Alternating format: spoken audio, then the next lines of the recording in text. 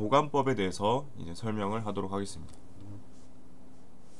보관법은 측정이나 실험을 통해서 얻은 자료점들을 이용을 하는 거고, 자료점들 사이에 있는 얻어지지 않은 자료점들의 평균을 추정을 하는 것을 보관법이라고 합니다. 주어진 자료점들을 다항식과 같은 형태로 표준화하는 것을 보관법이라고 하게 됩니다. 그래서 일반적으로 많이 쓰이는 게 interp라고 하는 함수가 이제 많이 쓰이고, 기본 형태는 이렇게 되어 있습니다. 그래서 데이터 x, y 그리고 우리가 구하고자 하는 데이터 포인트점 이거를 하게 되면 y int가 구해지는 형태가 되는 겁니다.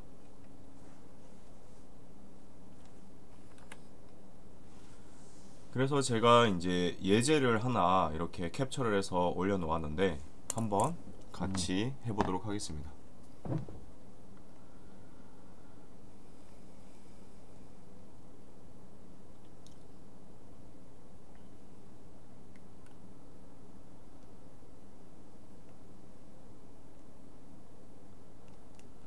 그래서 여기 있는 것처럼 이제 코드를 작성해 보겠습니다. x는 0, 1, 2, 3, 4, 5 y는 0, 1, 2, 3, 4, 5 x와 y에 대한 데이터가 되겠고, 그리고 우리가 구하고자 하는 데이터 포인트 x int는 2.5를 넣어 보겠습니다. 2.5를 넣으면 어떤 값이 나오는지. 그래서 y int는 인터폴레이션은 interp 1 x 데이터 포인트 넣어주고, 우리가 구하고자 하는 중간점 그리고 디스플레이 y int 실행을 시키게 되면 출력은 2.5가 나옵니다. 그래서 보면 0일 때 0, 1일 때 1, 2일 때 2, 3일 때 3이니까 2.5일 때는 당연히 2.5가 나오겠죠. 이거를 이제 그래프를 그려가지고 한번 다양한 포인트에 대한 결과값을 보겠습니다. 그래서 그래프를 그리려면 특정 값 2.5만 쓰는 게 아니라 아예 0부터 0.1 단위로 5까지 한번 데이터를 뽑아 보겠습니다. 그리고 y int는 하나의 값이 아니라 x int와 똑같은 개수의 값이 행렬로 저장이 되겠죠. 그래서 플롯 하고 데이터 포인트는 x, y 하고 이 마커를 쓰겠습니다. 그래서 데이터 포인트를 먼저 그래프로 그려보게 되면 이런 형태의 그래프가 그려집니다. 잘 보기 위해서 그리드를 초과해주면 0일 때 0, 1일 때 1, 2일 때 2 이렇게 데이터 포인트가 찍히는데, 그러면 2.5일 때 아니면 1.5일 때 이 사이점들은 어떻게 데이터가 보관법을 통해서 구해지는지 그래프를 통해서 확인을 해보겠습니다. 그래서 x는 0부터 5까지 0.1 단위로 모든 데이터 포인트를 다 이제 구해보겠다. 그러면 이때 y 값이 얼마인지 interp1을 이용해서 구해보겠다. 그러면 여기 그래프를 같이 그려야 되니까 y interpolation, x interpolation, y interpolation 하고 사이점들은 점을 찍어 주겠습니다. 그래서 그래프를 이제 그리면 이런 식으로 데이터와 데이터 사이의 사이값들이 우리가 interpolation이라고 하는 매트랩 함수를 이용해서 우리가 얻지 못한 데이터까지 계산을 하는 것을 볼 수가 있습니다. 이런 식으로. 그래서 우리가 데이터 포인트를 이렇게 가지고 있을 때 우리가 가지고 있지 않은 사이값들을 구하는 게 보관법이다. 그리고 이거를 직선 형태로, 선형 형태로 구하는 게 선형 보관법이 되는 것입니다.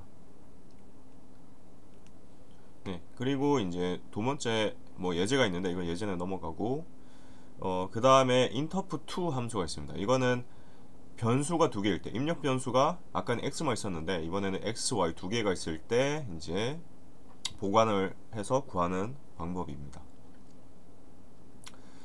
그리고 스플라인이라고 하는 또 보관법이 있습니다. 그래서 스플라인은 인터프 1 대신 스플라인이라고 적어주면 됩니다. 사용법은 완전히 동일합니다.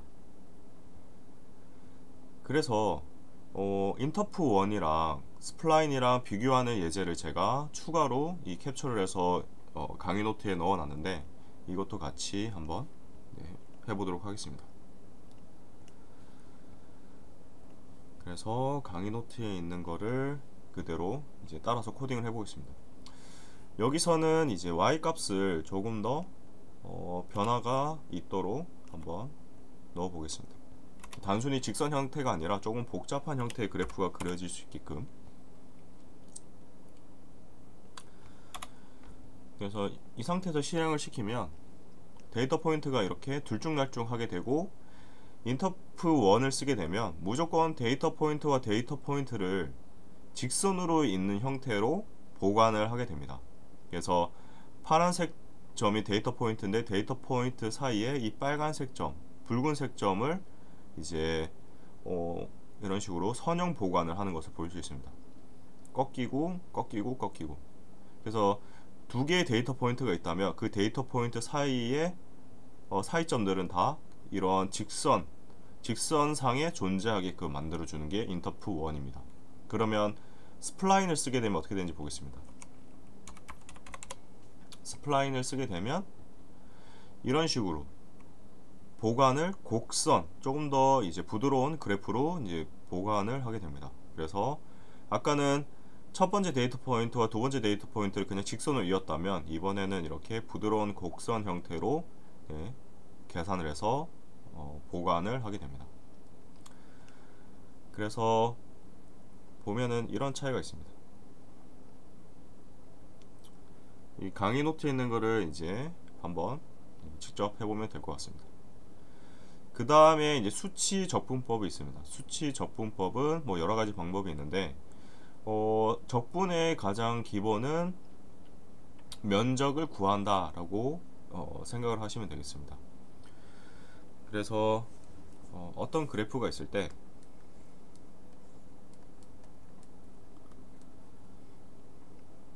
예를 들어서 이런 그래프가 있다라고 보겠습니다.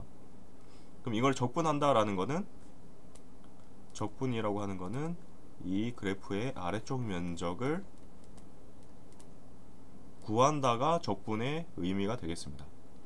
그래서 수학식으로 나타내면 이 면적 A는 시작점이 A, 끝점이 B, A부터 B까지 무엇을? X에 대해서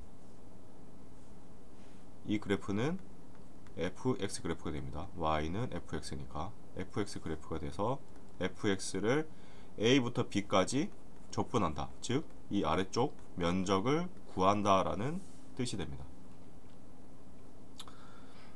그래서 사다리꼴 적분법은 직사각형 조각을 이용해서 곡선 아래쪽 면적을 가장 간단하게 구하는 것. 그러니까 우리가 면적을 구할 때 뭐 이런 직사각형이나 삼각형은 면적을 구하기 쉽습니다. 그리고 마찬가지로 이런 사다리꼴도 면적을 구할 수가 있을 겁니다. 그런데 만약에 이런 복잡한 곡선은 면적을 어떻게 구할까?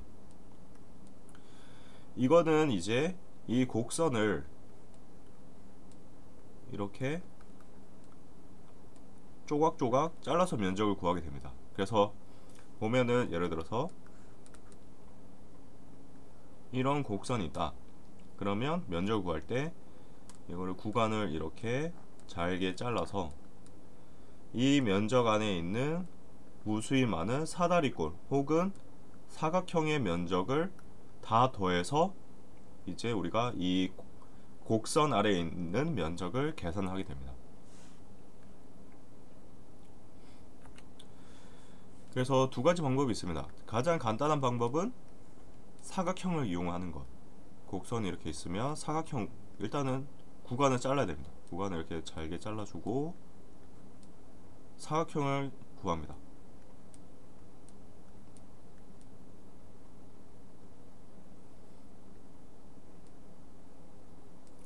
그러면 이 면적이랑 이 면적 아래쪽에 이 사각형 면적이랑 거의 같을 것이다 라는 가정하에 구하는 겁니다. 그래서 사각형 면적을 보시면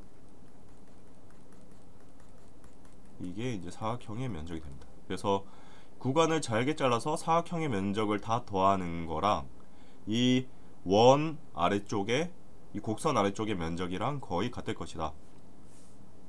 그러면 정확도를 높이려면 어떻게 될까요? 사각형 대신 사다리꼴을 쓰게 되면 더 원에 가까운 면적을, 곡선에 가까운 면적을 구할 수 있겠죠. 그래서 매트랩에서는 사다리꼴 면적을 더해주는 사다리꼴 적분법이 구현이 되어 있습니다. 그래서 사다리꼴 적분법을 쓰는 방법은 TRAPZ, 그 트랩조이덜이라고 하는데 트랩조이덜 함수를 쓰게 됩니다.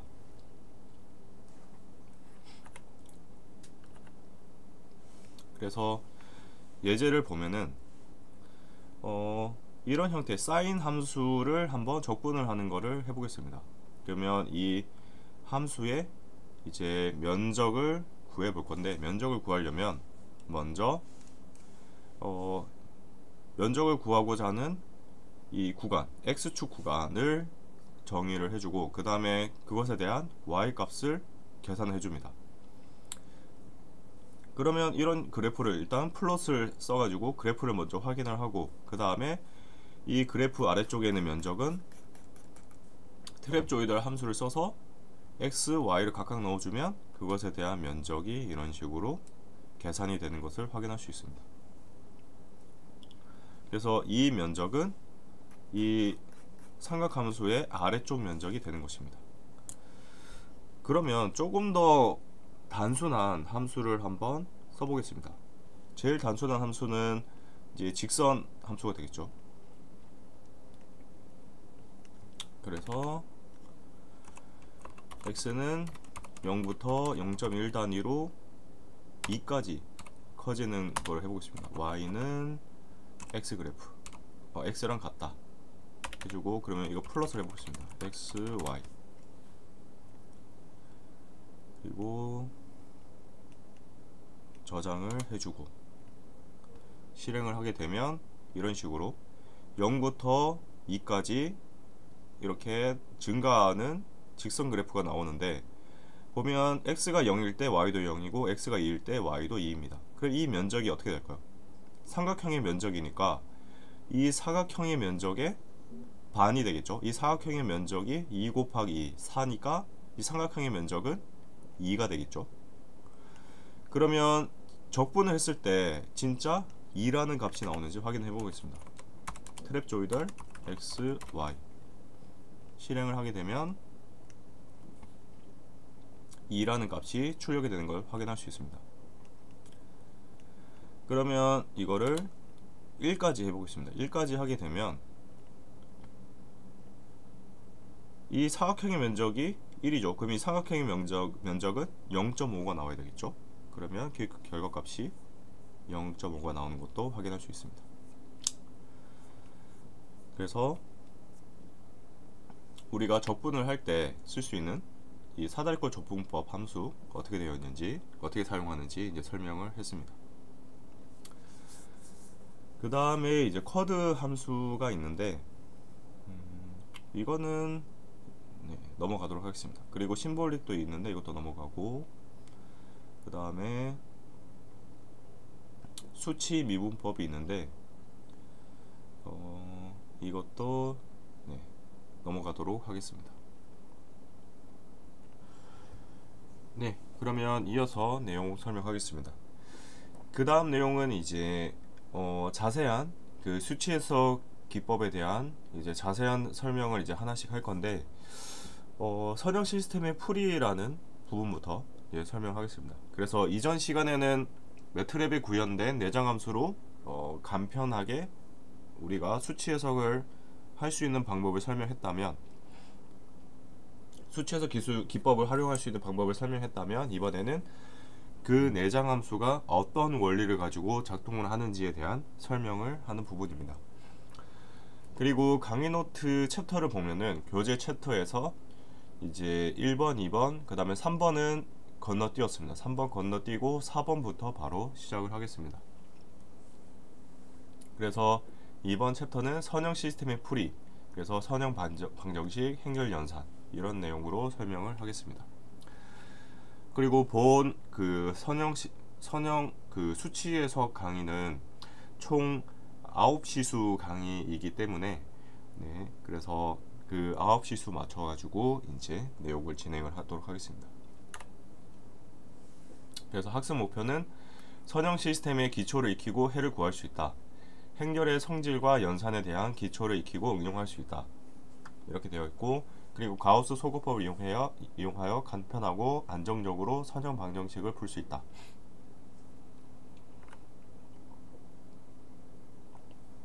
그래서 4.1 선형 방정식에 대한 내용입니다. 방정식 각각의 항이 상수와 미지수의 단일 변수의 곱으로 형성이 되어 있다. n개를 포함하는 선형 방정식은 방정식도 n개가 필요하다. 그래서 미지수가 예를 들어서 여기서는 3개가 있죠. x1, x2, x3 3개가 있으면 방정식도 마찬가지로 하나, 둘, 3개가 있어야 이 미지수를 풀 수가 있습니다. 그래서 3개의 미지수를 풀려면 3개의 정보가 필요하다라고 보시면 됩니다.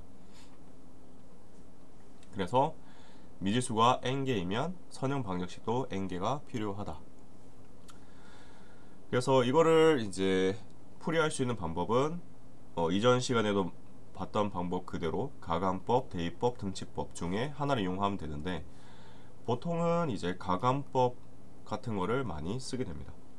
그래서 이걸 이용해서 풀게 되면 x1, x2, x3를 구할 수가 있습니다. 그래서 가감법을 다시 설명을 드리면, 예를 들어서 x1 더하기 x2가 1이고 x1 빼기 x2가 0이다.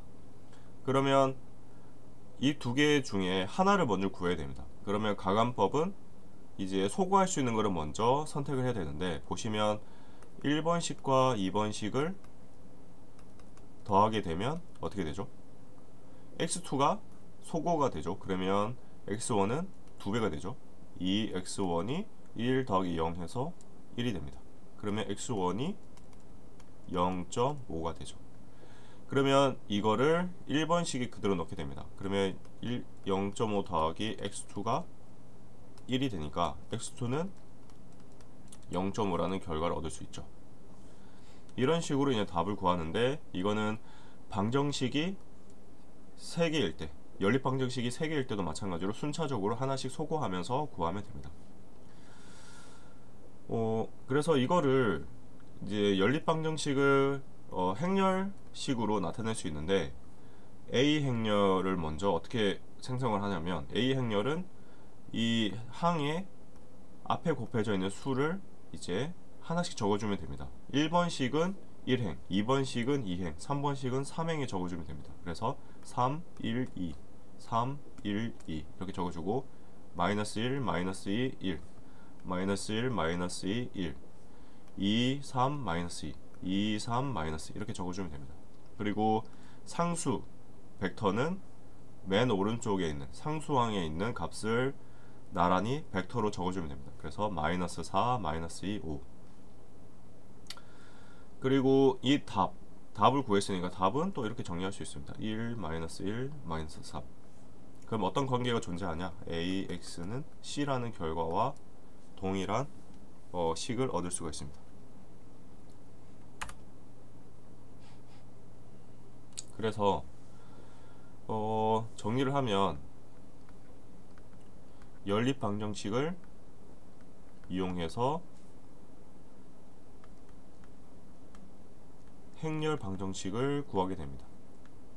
그래서 연립 방정식이 이렇게 1번식, 2번식, 3번식이 있으면 이거를 행렬 방정식, AX는 C라고 하는 행렬 방정식을 먼저 구하게 되고, 그러면 그 다음에 우리가 구하고자 하는 것은 미지수의 미지수 벡터 x를 구하게 됩니다. x는 저번 시간에 배웠던 것처럼 양쪽에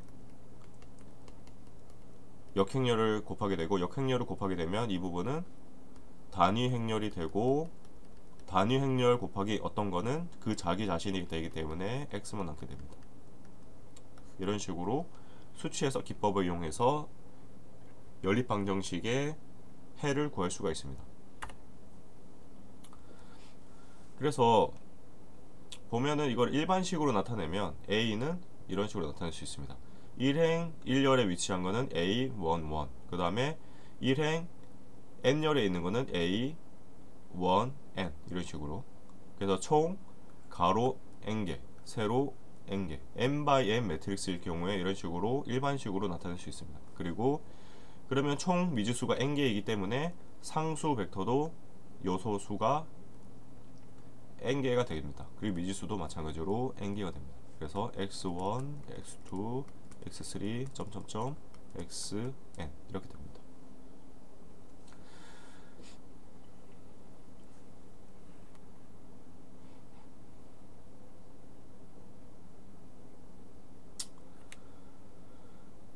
그러면 이거를 이해를 하려면 제일 먼저 우리가 배워야 될 거는 행렬이라는 거를 알아야 됩니다. 그래서 행렬 연산을 알아야 되는데 행렬의 덧셈 연산부터 보겠습니다. 그 행렬의 표식. 행렬은 실수 혹은 복소수를 직사각형 배열로 나타내는 겁니다. 직사각형으로 나타내는데 여러 가지 모양이 있을 수 있습니다. 1, 2, 3, 4 이게 제일 일반적인 제일 대표적인 형태고 벡터도 있을 수 있습니다. 1, 2, 3 1, 2, 3 이렇게 될 수 있고 또 엄밀하게 엘리먼트가 요소가 하나일 경우에도 행렬이라고 말할 수 있습니다. 이거는 1/1 행렬이 됩니다. 그리고 이렇게 되어 있는 거는 1/3 행렬, 사이즈가 1행 3열, 이거는 3행 1열, 3/1, 요거는 2/2 행렬이 됩니다. 그리고 이제 전치 행렬이 있는데 전치 행렬은 행과 열이 서로 바뀐 행렬이라고 합니다. 어떻게 되냐? 1, 2, 3, 4, 5, 6, 7, 8, 9라고 하는 행렬이 있다라고 해보겠습니다. 전치 행렬은 수학식으로 트랜스포즈라고 해서 AT라고 적고 이거는 대각선에 있는 행렬은 그대로 유지가 됩니다. 그래서 1, 5, 9는 그대로 유지가 되고 2는 1행 2열에 있는 거는 2행 1열로 옮겨가게 됩니다. 그래서 이쪽으로 옮겨가게 돼서 여기가 2가 되고 3은 이쪽으로 옮겨가게 됩니다. 여기가 3 그리고 4, 5, 6, 7, 8, 9 그래서 행과 열의 위치가 서로 바뀐다.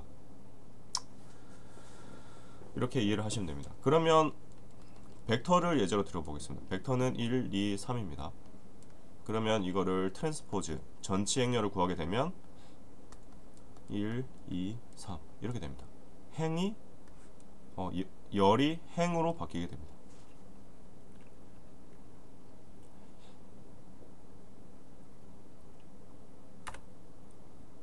그러면 행렬의 덧셈 연산은 같은 위치에 있는 요소끼리 더하게 됩니다. 그래서 A 더하기 B는 C라는 관계를 구하는 건데 예를 들어서 A가 1, 2, 3, 4 B가 2, 1, 4, 2 이런 식으로 되어 있다고 보겠습니다. 이건 어떻게 구하냐? 같은 위치에 있는 거를 더해주면 됩니다. 1 더하기 1, 2 더하기 1, 3 더하기 4, 4 더하기 2 이런 식으로 적어주면 됩니다. 그러면 3, 3, 7, 6이 되겠죠. 그러면 행렬 덧셈이 가능하려면 두 행렬의 크기가 동일해야 되겠죠. 같은 크기의 행렬만 더할 수 있겠죠. 같은 위치에 있는 요소를 더해야 되니까. 그리고 덧셈은 이렇고 그 다음에 0행렬이 있습니다. 0행렬은 모든 원소가 0인 행렬을 뜻합니다. 그래서 0, 0, 0, 0 이렇게 되어 있는 행렬을 말합니다. 여기서 이제 항등원이라는 게 있는데 항등원은 더했을 때 자기 자신이 되는 것. 그래서 A 더하기 제로 행렬은 A가 됩니다. 당연하겠죠. 1, 2, 3, 4 더하기 0, 0, 0, 0은 1, 2, 3, 4가 되겠죠. A 더하기 영행열은 A. 이거는 더했을 때 자기 자신이 되는 거는 항등원. 다른 말로 영행열이 되겠습니다. 덧셈의 항등원. 이게 가능한 거는 영행열. 모든 원소가 영행열만 가능합니다. 그리고 어떤 것을 더했을 때 항등원, 영행열이 되려면 이 네모 안에 들어가는 거는 자기 자신의 마이너스를 붙여주면 되겠죠. 그러면 매트랩을 이용해서 실습하는 거는 그 다음 교시에 이어서 설명을 하겠습니다.